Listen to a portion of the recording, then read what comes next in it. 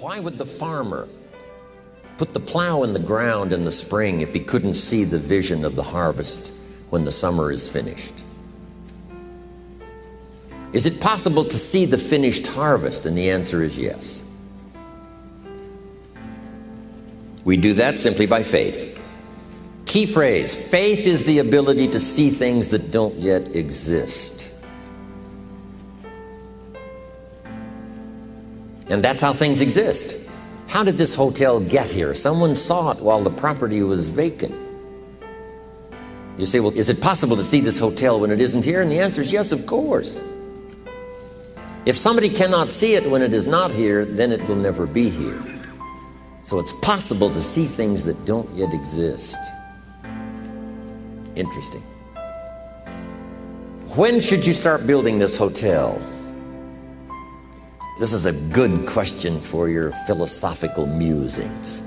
When should we start building the house? When should we start? And here's the answer. As soon as it's finished. You wouldn't start building the house until you had it finished. If you just started laying bricks and somebody came around and said, what are you doing? I said, I'm just laying bricks. And said, what are you building? And you said, I have no idea. See, they'll take you away to a safe place. So have you got that now? It's possible to finish something before you start. In fact, it would be a bit foolish to start until you had it finished. So human beings have this remarkable ability to finish something and then start it. We've heard the old expression, don't count your chickens until they're hatched. Say, no, we have the ability to count our chickens long before they're hatched. Because we know, we have faith, we believe. We use the law of averages. There's bound to be at least so many. Out of every dozen, out of every 100, out of every 50. So it's possible to see the end and then begin. Start looking into the future of what you would like to accomplish, and where you would like to go, the person you would like to be, and see if you can't get a better picture of the finished objective. See yourself there. See yourself in possession of. I was in business with Bob Cummings, the old movie star, for a while. He said, decide what you want and then act as if you already had it. And being an actor, he could give us a few tips on acting. Decide what you want and act as if it was already yours. Now, the reason we can act thinking that it's already ours is because not only can we vision the end results, we can also vision the beginning of making it real. So we don't start till it's finished, but it is possible for human beings to finish something before they start. Human beings are the only life on earth that has this incredible capacity to change the course of your life. No other life form can do that. Every other life form except humans seems to operate simply by instinct and the genetic code. In the winter, the goose flies south. How often? Answer, every winter. If you said to the goose, hey, it'd be better this year to go west, he ignores that advice. And the reason is because he cannot make choices and listen to advice of something that might be better. He has to obey instinct and the genetic code. But now jot this down, not human beings. Human beings can alter the course of their life. Human beings can live one way for 5 years, tear up that script, live a totally different way the next 5 years. The first 6 years of my economic life, I wound up broke. Second 6 years, I wound up rich. Someone says, how did you do that? Here's number one. I discovered I was not a goose. Someone says, don't you have to do the second 6 years like you did the first 6 years? And jot this down. No. No, you don't have to live the second 6 years like the first 6. You can use all the information and all the advice and repairing all of your mistakes and adopting a new and refined philosophy so that the next 6 years can be totally different than the last 6. No other life form can do this. See, if you were a tree, you'd be stuck. As a tree, if you used up all the nourishment that was around you and you couldn't change location, see, you would die. But that's not true. Human beings can change location, go north, south, east, west, live here for a while, live somewhere else for a while. So that's a note to make. You can greatly alter the course of your life. Now here's the next note to make. 5 years from now, you will arrive. The question is where? This is for mature people now. If you keep up your present disciplines and keep up the present pace that you're on, where will you be in 5 years? Boy, it's easy to say, hey, I haven't really thought about that. So now make this note. In 5 years, here's the probability. You will either arrive at a well-designed destination or an undesigned destination. Well-designed or undesigned. And I promise you, 5 years from now, you really don't want to arrive at an undesigned destination. Because you may very well wind up wearing what you don't want to wear, driving what you don't want to drive, living where you don't want to live, maybe doing what you don't want to do.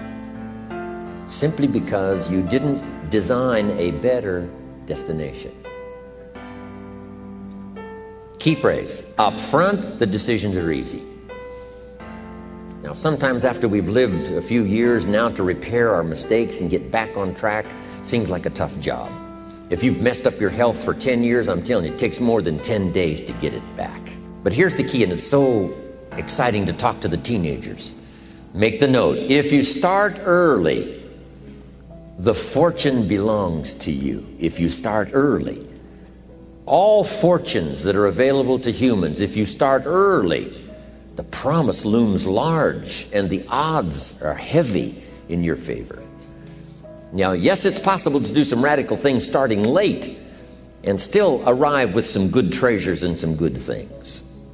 But when you haven't got that much time left, now sometimes the decision has to be so drastic people are not willing to make it and they're too tired and too weary and too ill. And say, look, I don't have much time left. It's not going to happen for me anyway. It's easy to take that attitude. But everyone here, we've got the time over the next 10 years. We've got the time the next 20 years. We've got the time the next 30 years to make some repair now in our errors of the past and set up some new disciplines. And I'm telling you, that's going to change everything. So, 5 years from now, I wish for you to arrive at a well-designed place. A place of productivity, a place that'll make you feel good about yourself, a place that'll give you honor and respect, a place that'll give you influence to touch other people 5 years from now that you couldn't do today. Where will you be in 5 years? Key phrase, we go the direction we face. We go the direction we face. If you start designing something at the end of this direction, sure enough, you will start going the direction you face. And we face the direction we design.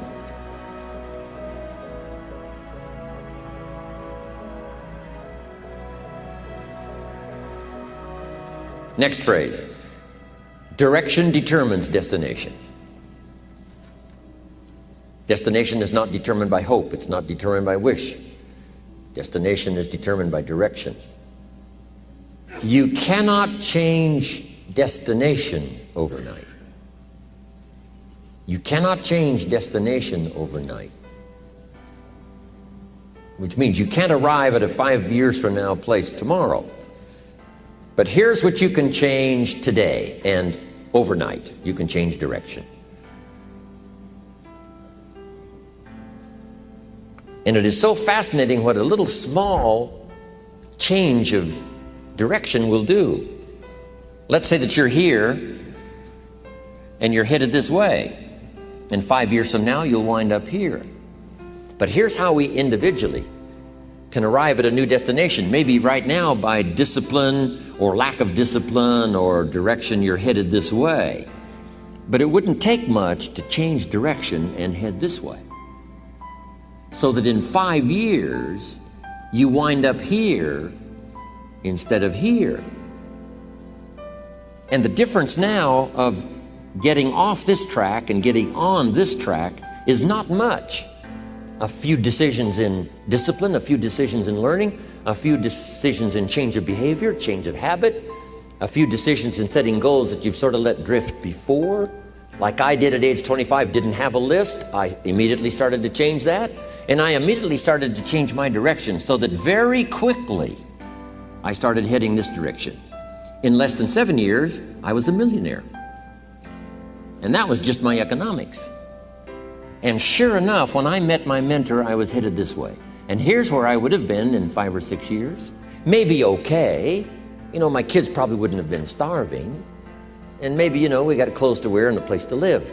But the joy of productivity and the joy of becoming valuable to the marketplace and more valuable to my family and valuable to my friends in my inner circle, all of that probably would have escaped me if I would have kept going this way.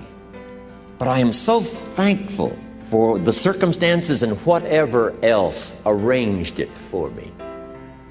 Some things are arranged, we don't even know how they've occurred. For you to be here, do you imagine the chain of circumstances that caused you to be able to sit in this auditorium today? It's amazing.